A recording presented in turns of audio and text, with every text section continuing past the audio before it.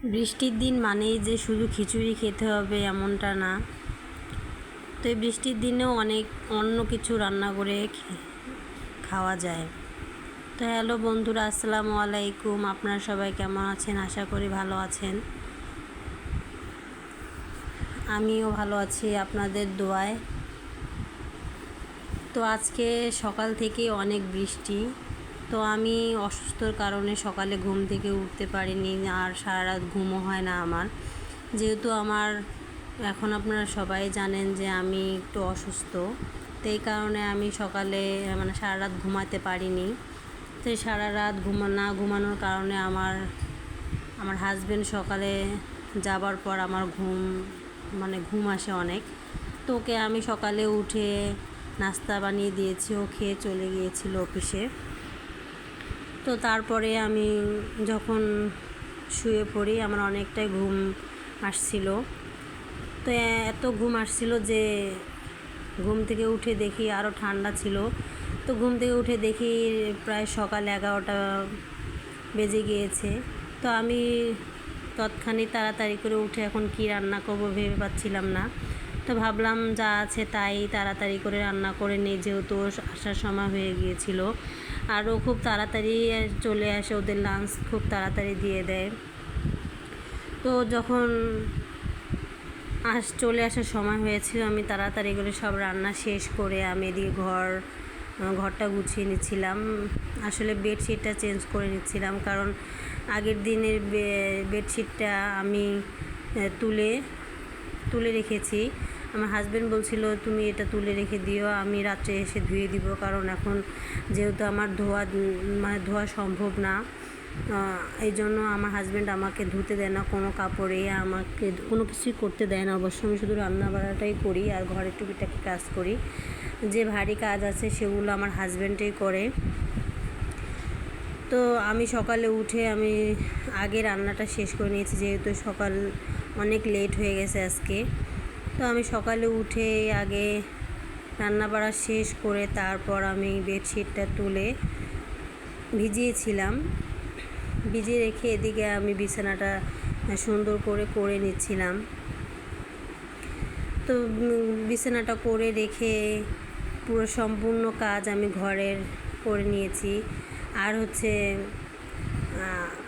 আপনারা সবাই জানেন যে এই সময়টা এত তাড়াহুড়ো করে কাজ করা যায় না।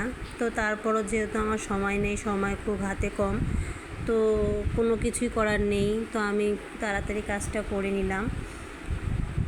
এই অসুস্থ শরীরে অনেক দ্রুত কাজ করতে অনেক খারাপ লাগে শরীরটা। আর যেহেতু আমার খুব কাছাকাছি সময়ে চলে আসতেছে, তো আসলে আমার অনেক খারাপ লাগে শরীরটা। মাঝে মাঝে ইচ্ছে হয় যে আমি কোনো কাজই করব না, শুয়ে থাকবো বা বসে থাকবো, এমন কিছু একটা। তো কিছুই করার নেই, যেহেতু বাসায় একাই থাকি, আমার মা অনেক দূরে থাকে আর আমার শ্বশুর শাশুড়ি ওরা সবাই বাড়িতে থাকে, আমাকে একাই থাকতে হয় এখানে। এই জন্য আমাকে সব কাজ নিজের হাতে একাই করে নিতে হয়। সবই আল্লাহর ইচ্ছা। আপনারা সবাই আমার জন্য দোয়া করবেন যেন আমি খুব সুস্থভাবে একটা সুস্থ সন্তান জন্ম দিতে পারি। আমার জন্য সবাই একটু দোয়া করবেন, আর আমার সন্তানের জন্য সবসময় ভালো থাকে, সুস্থ থাকে। তো আমি এদিকে সব কাজ করে নেওয়ার পর ঘর পরিষ্কার করে নিচ্ছিলাম। তো এগুলো যেহেতু সবসময় আমি মুছি, তো আজকেও মুছে নিয়েছিলাম। তো এদিকে আমি ঘর দুয়ার সব পরিষ্কার করে তারপরে গোসল করতে গিয়েছিলাম। আরও আসবে প্রায় 12:30টার দিকে, আমার 12:30টার মধ্যে সব কাজ করে নিতে হয়। তো আমি গোসল করে এসে কিছুক্ষণ বসে থাকার পর আমার হাজব্যান্ড চলে আসছে। তো আমরা দুজনে একসাথে বসে খেয়ে নিয়ে তারপরে এদিকে বিকেলের দিকে আমি মাছ নিয়ে এসেছিলো রাত্রে, আমি ওটা রাত্রে আর কি পরিষ্কার করতে পারিনি। তো আমি ও খেয়ে যাবার পর আমি বিকেলবেলা এটা বের করে রেখেছিলাম, বরফ ছাড়ার পরে আমি এটা কেটে নিয়েছি। তো কেটে ফ্রিজে রেখে দিয়েছি। সেই ক্লিপটা আপনাদের সাথে শেয়ার করা হয়নি অবশ্য। এক হাতে আর কি অত তাড়াহুড়া করে কিছু করা যায় না। তো মাছ কেটে রেখে তারপর আমি এখানে চা বসিয়ে দিয়েছিলাম। তো চাটা রান্না করে আমি এখানে খেয়ে নিচ্ছি, আর এদিকে পায়েসটা বসিয়ে দিয়ে রেখেছি।